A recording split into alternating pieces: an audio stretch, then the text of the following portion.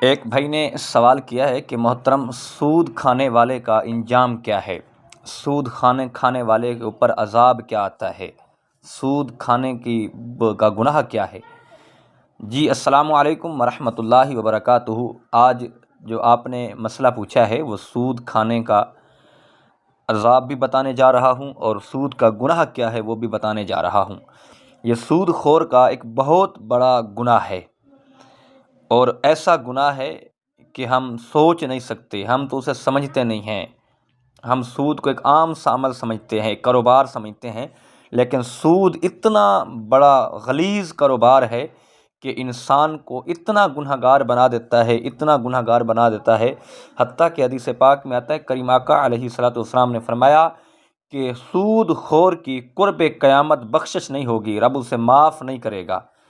اور جب کملی والے آقا تاجدار مدینہ صلی اللہ تعالیٰ علیہ وسلم معراج پر گئے، میرے آقا نے ایک مقام پر ایک ایسا شخص دیکھا جن کے پیٹ پھلے ہوئے تھے، پیٹ بہت بڑے تھے، اور جبریل سے پوچھا جبریل یہ کون لوگ ہیں؟ لیکن پیٹ ان کے صاف اتنا تھے، خوبصورت شیشے کی طرح تھے، لیکن ان کے پیٹ پھلے ہوئے اتنے تھے کہ اس کے اندر سانپ اور بچھو تھے، اور اتنی غلاظت تھی۔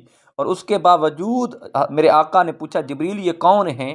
اور جبریل نے عرض کی آقا کہ یہ وہ لوگ ہیں جو دنیا میں سود کھاتے ہیں، یہ انجام سود خوروں کا ہے، جو سود کھانے والے ہیں یہ ان کے ساتھ اس طرح کا برتاؤ کیا جائے گا۔ یہ قرب قیامت کا جو معاملہ ہے، یہ جب آقا معراج پر گئے ہیں تو اللہ رب العزت نے آقا کو سب دکھایا ہے، اور میرے آقا علیہ الصلوۃ والسلام نے دولت کو بھی دیکھا ہے۔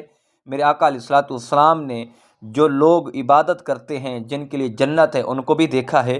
اور میرے آقا نے فرمایا کہ یہ سود خور جو ہیں قیامت کے دن اس صورت میں اٹھیں گے کہ حضور السلام ہرگز ایسا شخص پہ نہ ہو جس کے اتنا گناہ ہو، اور سود خور اس صورت میں پیٹ پھلے ہوئے ہوں گے اور ان کے شیشے کی طرح چمک رہے ہوں گے، لیکن اندر سانپ اور بچھو ہوں گے، اور وہ گرتے رہیں گے، اٹھنے کی کوشش کریں گے پھر بھی نہیں اٹھیں گے۔ اور اسی لیے بتایا گیا کہ یہ سود خور کا انجام ہے۔ اب ہمیں سود سے بچنا چاہیے۔ اللہ ہمیں سود جیسی